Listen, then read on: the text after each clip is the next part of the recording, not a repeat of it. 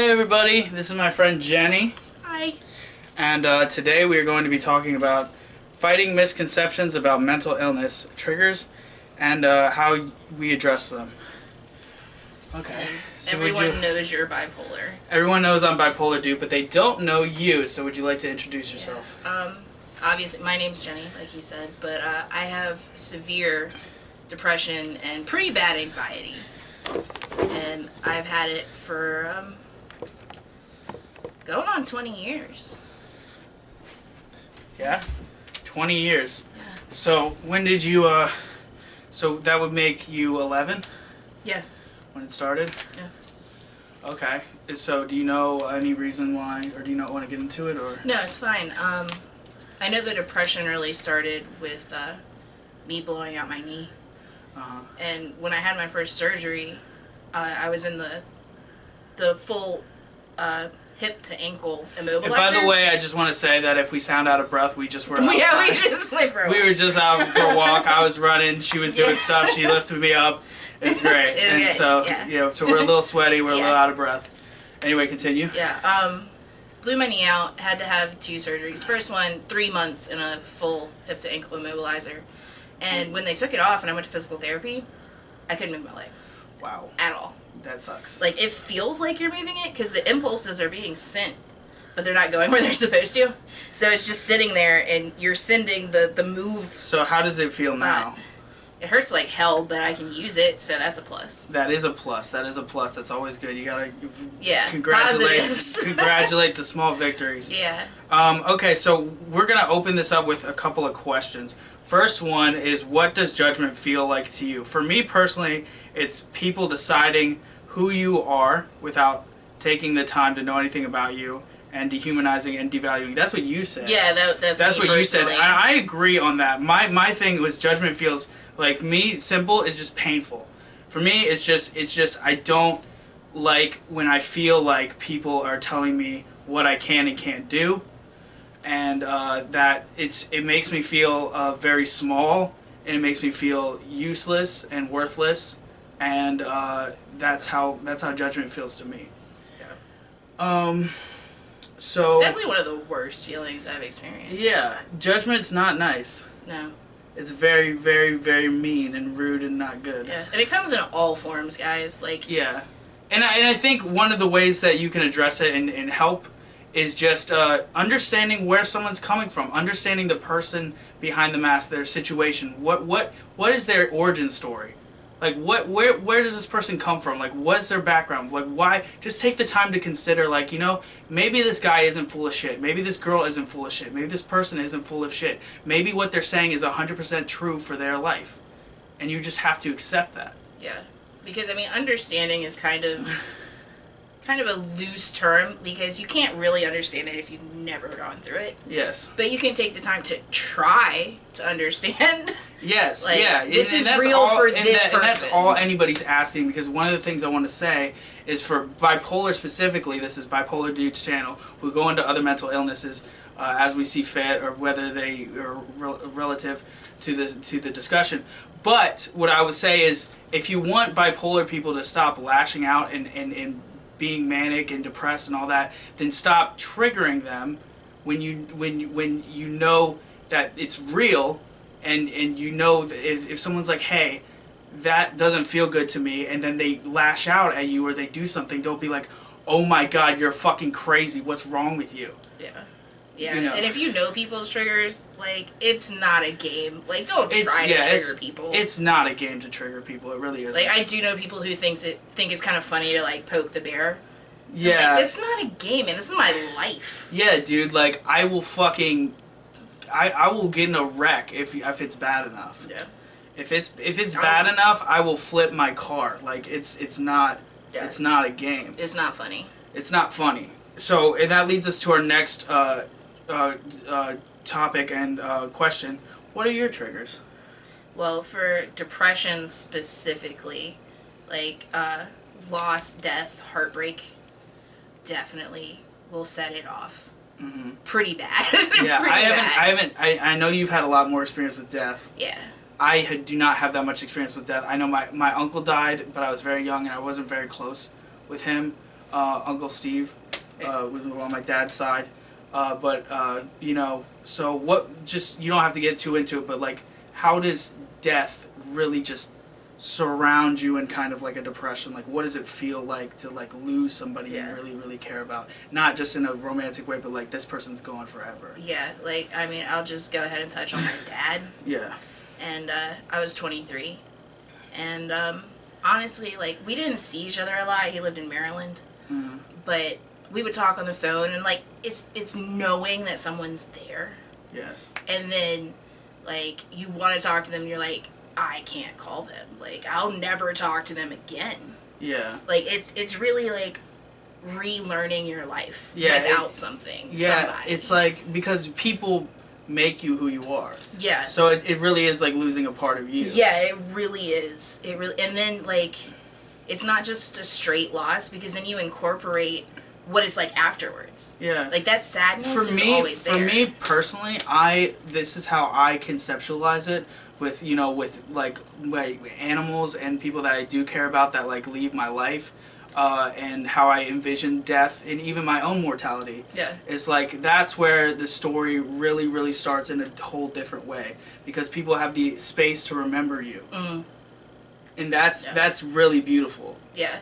And that's one of the things that really helps get through the loss, is remembering the good times. Uh-huh. Because you're And always even the bad times, because even the bad Yeah. times, they teach you, and they still learning. You're still Yeah. being mentored by the people that you care about. Yeah, but I know that one of the worst things for me personally was like those, I wish I had done this differently.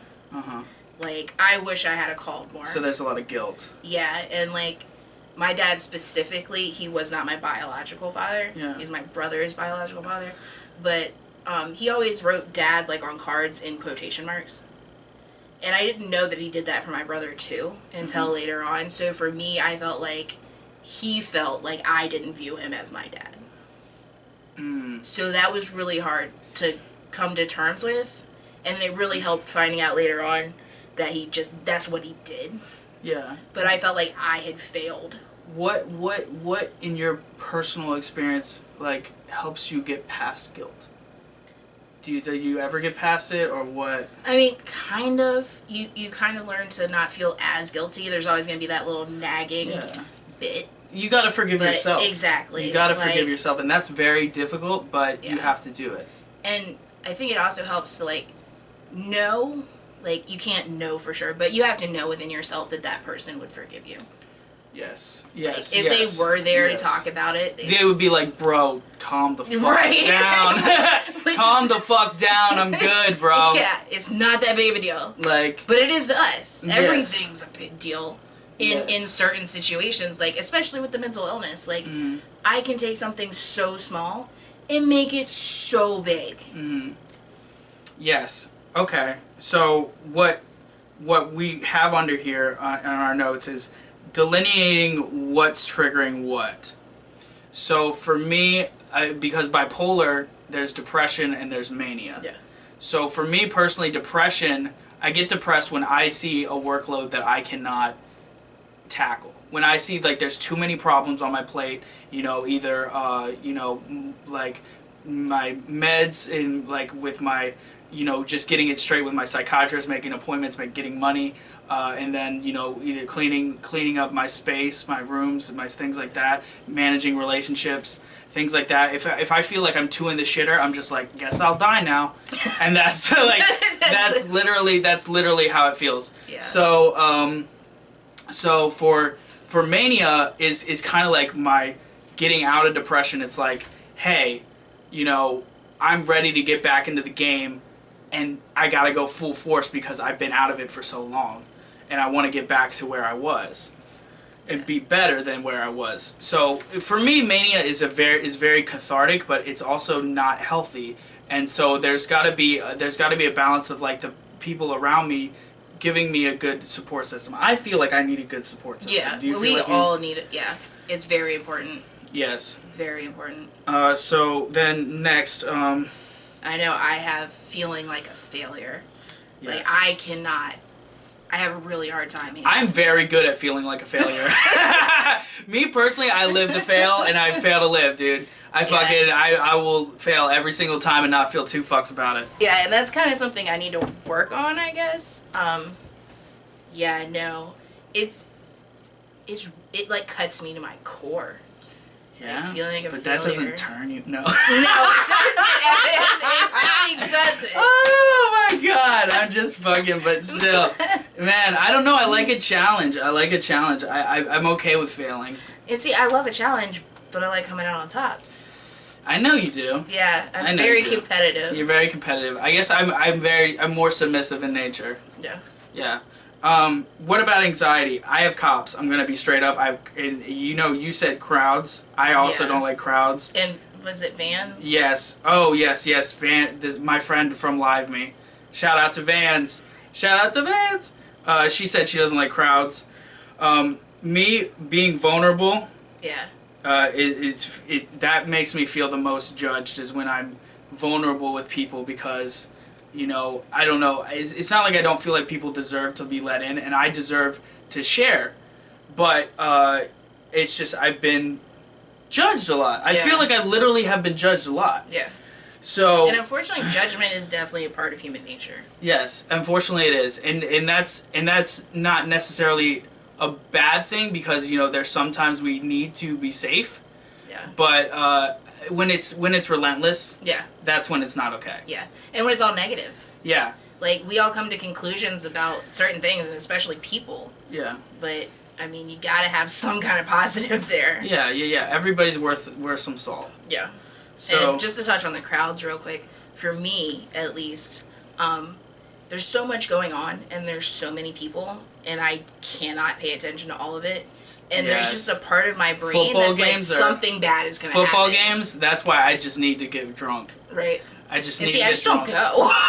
That's I just don't go. No, man, I want to go and I want to experience life. I'm not going to let anything hold me down, but I like to, when I'm in a place like that, like, let's do something crazy. Like, I'm a fucking... And there are definitely certain things that I will, like that in a point. Just choke it down and do it, like going to concerts. Yes. It's good enough for me to deal with it. Because some people, some experiences, you're just like, you can't let fucking the rest of the world beat you down to it. And your own self, stop you from doing something you want to do. Yeah, you really do, because you'll kick yourself in the ass for it. Yeah. It'll be worse. Okay, so, me, personally, I don't like being asked too many questions, like, too many forward questions. Like, ease me into it, like I like to slow dance. I don't like to grind. That's how I put it. Like, do not come at me with a bunch of inquisitions and fucking just a bunch of interrogation like style questions because I'm just not gonna have it, and it's just gonna make me really, really turned off. And I think that also goes back to touch on the vulnerability thing. Yes, it does. And I don't feel like I necessarily owe people my whole life story immediately. Yeah, no. But I mean, even with people that are close to you. Yeah, I do. And I understand that too. Like, it's just like being needled over and over and over. Yeah, exactly. It's like, make me laugh first. If you make me laugh first and you smoothen up the mood, then maybe I'll open up more. Yeah. But when it feels like you're trying to get an answer out of me, like because you're judging me, then no. Yeah, you definitely feel like you're under a microscope. So, yeah. So, and, I feel like, I don't know, that we're talking about this, like, helpful and cathartic. I feel like my tics and stuff, well, I started to get skeptic tics. Yeah. Recently with lithium, in my mania now, it's giving me muscle spasms. I do a lot of this. I rub my head a lot. And your legs. My legs twitch. So what I'll say about that is that I can feel like judgment from there, and that's not necessarily, and that's fine for me because that helps me work on it. I don't like it, but I don't necessarily find it to be that bad. The only thing that's uncomfortable is like I'm literally yanking my neck. Yeah. And that's what's bad. Like I said, I rather get more introverted with my tics and just be like, Bashanga or something, you know what I mean? Yeah. Like just say some shit and be like doodle bop bop boo, and then it'll be like all good. Yeah, and I also I don't have tics, but I feel like if I did, I would feel like people are like, what the hell is wrong with you? Yeah. Yeah. I feel like, what the hell is wrong with me? Right? So it's not just like worried about what other people think. Yeah, like, yeah. I feel fucking weird for sure. Do you think it's something you'll be able to come to terms with? Like, I don't want to. I don't want to. I completely understand that. I don't want to, but it's like, I don't know. I don't know how it's going to play out because this is very new for me. Yeah. With taking this medication. We'll see. I want to try Latuda and see if that does anything better for me. Yeah. Again, because I've taken Latuda and I've told Jenny this. Last time I took Latuda, I just, for like an hour and a half, I just took 3 different baths and ended up falling asleep in a bath tub. And, that was very uncomfortable for me, but it was safe. Yeah. And it pissed me off because I fucking called the people and I was like, yo, this is not cool. I feel really, really uncomfortable. And they were like, is that all? You just feel uncomfortable? And I was like, yo, bro, I feel uncomfortable, dude. It's not okay. But now I feel like I could manage it better because I've learned how to manage my own symptoms a lot better. Yeah, and for a second, can we talk about medication and being medicated? Yes. I feel like people have a lot of misconceptions about being medicated in general. Yes. Like, it's not like something like that that it's just like, yo, you're being medicated so that you can like get off easy on some shit. Or like, oh, you're medicated so you're fine now. Yeah, no, exactly. And also another misconception is that like medication is like fucking makes you lesser of a person. Yeah.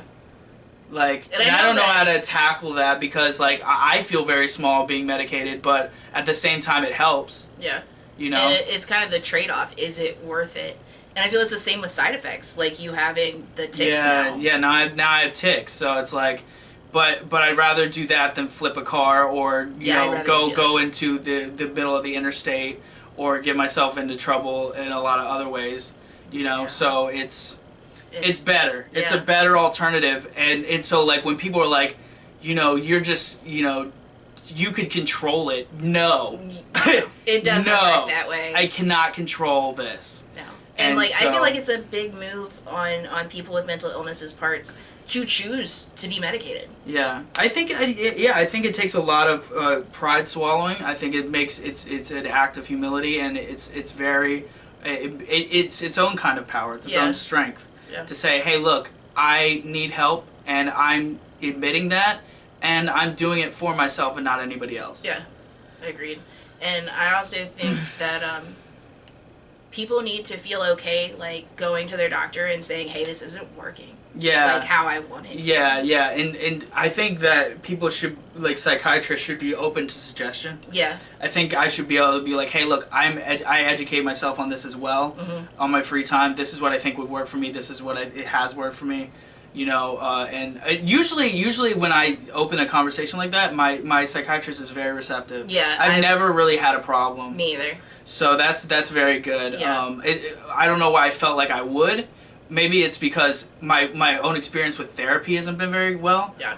I feel like when I go to therapy, it's like, hey, go exercise, go get a job. And I'm Eat like, better. yo, dude, that's not, like, they're like, make your bed. I'm like, dude, I fucking made my bed. And it's not helping. Dude, I made my bed. I threw my fucking covers off the bed after I made my bed. And then I was like, well, it does look kind of shitty, so I'll fucking make it again. But still, the point is that it didn't fucking help. Yeah. I got real fucking issues, and it's not fucking my bed. And it's not fucking my job.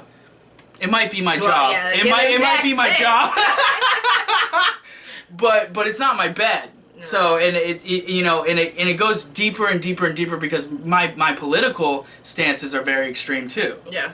I'm anarchist, just straight up. I believe in, people being able to do what they want to do, and I feel like I have, a rapport with people. I can understand respect and be able to behave in a mature way with other people. That's very radical. People to do that. That's very radical, and I agree with that, and I'm willing to work with the system that we have because I live in America, and that's fine. But that's my view.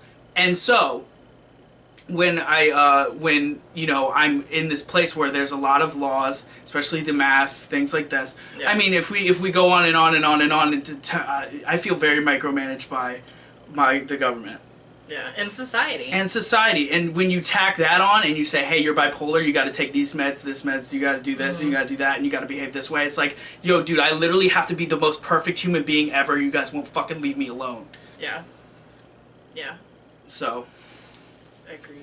That was cathartic. And see, that's another thing. Like, sometimes we don't want to talk about it. Yeah. At all. And sometimes we really do. And we need the environment to be able to have a real conversation. I feel like a Sims character. Dude, I feel like Elon Musk is totally right that we live in a simulation. I'm serious, dude.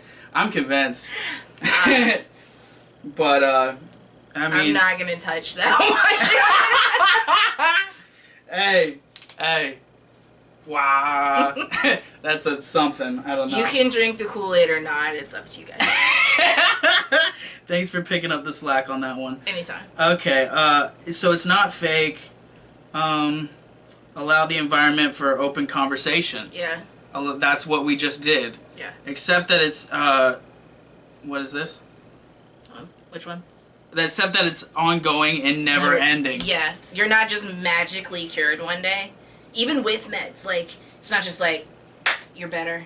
Like, never gonna have any more fucking problems. It's always gonna be there. It's a life sentence. Yeah, it's ongoing. We're always learning better ways to deal with stuff. But that's the thing, though, is I want to give credit where credit's due for the system, because if I was alive 50 years ago, they would have fucking cut my head open. They would have given me a lobotomy. It would have been really like that. But they would have started with shock therapy. Yeah, they would have started with shock therapy. So you got to give credit where credit is due. We're doing a lot for the mental health community, and you know, I feel like we're going in good directions. And this is a very good. I feel like this is a. I feel like I feel really good about what we're talking about in this video right now. I agree. Like, I'm glad we're making this. I hope that you guys enjoy it. Yeah, I hope that you guys enjoy it too. Or maybe it can even help somebody. Yeah, there's one last thing. Don't try to rationalize. It's not rational. It's not rational. Like, if we're telling go you take it away. What's going on and how we're feeling, we're like, well, you know, when most people feel like that, this is what's going on. Yeah. I'm not most people. I know. Like, can I just, like, tell you what I'm feeling? You define you. There you go. Exactly. Yeah, you can't see that. There we go. Okay, hold on. let me just spotlight it for a quick second. Look at that sweet shirt. You define you. Nice. And I feel like that's very true, and more people need to be okay with that. Like, I know that in today's society, we're all about not fitting in a box. Mm-hmm. And that's great. I'm not trying to put people in boxes, but I also know that there are a lot of boxes that I fit into all at the same time. And, like, I mean, I do fall into the category of mentally ill people. Yeah, and there's nothing wrong with that. Not at all. Like, there's nothing wrong with being mentally ill. No. It's just like, dude, like, would you go up to somebody in a wheelchair and be like, fucking faggot, you can't fucking move your leg? It sucks to be you. You're a terrible member of society. Yes, exactly. Worthless. Who does that help? It doesn't help anybody. So if anything, I like what this, I want to bring the stigma down, because it's really frustrating, but also, you know, and I want this to be empowering to people that are in the situation, you know, bipolar people, but I hope that there's a little bit of understanding for the people outside of the mental health community as well, you know. Yeah. And I know that most people at one point or another have anxiety or depression. Mm-hmm. And I feel like that helps them kind of relate, but having periods of these things is not the same as having it as a true disorder. Yeah. Like, yeah, it's the thing is, there's a difference between being sad and depressed. There's a difference between being happy and manic. Yeah. But also, like, or being scared and anxious. One is debilitating. One, you cannot do anything. It ruins your life. And the other one is just kind of a dance. Like, I like to be sad. I like to be happy. I like to be scared. Boo. You know, like, it's fun. But when it gets to a point where it's debilitating and you can't take control of your own life, that's when it becomes a mental illness. Yeah. And, like, It's just, I think it needs to be accepted that some people are able to have periods of depression and come right out of it once they're done processing their feelings. Yeah. And some people And it doesn't make you lazy, and it doesn't make you stupid. Yeah, no. And if you have those times of, like, I just literally cannot bring myself to get out of my bed. Yeah. Like, that's okay. That is okay, and you should have people that love you and care about you. Yeah. I think there needs to be a culture shift in America where we bring back families again. Yeah. And friends. And, you know, everybody's not all on their own, you know? And you don't have to be next to each other to be supportive. Yeah, you can call them on the phone. You can text them. You can just, you know. Like, hey, how are you? Yeah, exactly. It doesn't take much. No. It doesn't take much to be like, hey, how are you doing today? But again, if we don't want to talk about it, don't push it. Yeah, don't push it. Don't push it. But exactly, like, that's where you say, like, if somebody doesn't answer, don't fucking, like, nag at them. But if someone's like, how are you today? And they're like, I'm fucking sad. Be like, hey, man, I'm here. Talk to me. Yeah. You know? Let me know. And if they're like, I don't want to talk about it, be like, that's fine. Cool. Guess what? Guess what happened my day? You know, you kind of, like, just you talk to them like a normal person. Yeah. Don't let it be something where it makes you uncomfortable and them uncomfortable when it doesn't have to be like that. But also, please don't make light of it. Yes, of course. Exactly. Sometimes silence is exactly what a person needs to feel validated. Yeah. Like, I understand and I'm sorry. Not, well, it's gonna be okay. Yeah. You just need to get over it. Yeah, like, no. People deal with their stuff on their own, and honestly, nobody is smarter than anybody else. Yeah, no, we're all figuring it out as we go. Yeah, and everybody has their own situations that you'll never understand. Yeah. So, anyway, I feel like I've said all that I wanted to say. You want to close it out? This is my friend, Jenny. Hi, guys. I love you, Evie. I love you, Jenny. I think the thing I want to say is, don't be afraid to accept who you are and that you have a problem. Don't be afraid to talk about it. Mm-hmm. Don't be afraid to seek help. Yeah. And especially don't be afraid to be where you are. Yeah. Like, yeah, it's not a race. no, and feel how you feel. Like, don't just not acknowledge it, I guess. Like, it's okay to be sad or to be anxious or to be manic. Like, That's a new one. I mean, thank you. What can you do about it? I know. I feel the same way, but not a lot of people look at it. I'm talking to you guys. And, I mean, yeah, there are times where it goes too far. Agreed. And that's not okay. Because that's safe why and healthy. that's why it's an illness. Yeah. That's why you don't push it. Because it's not safe Yeah. for anybody Yeah. to be like that and be assholes. Yeah. Like that. And please just talk about it, guys. Like, if you're going through it, that's the only Can we way get a we're slow gonna clap? get to the point of not having as much judgment and not having as much stigma. And I appreciate the slow clap. Yes.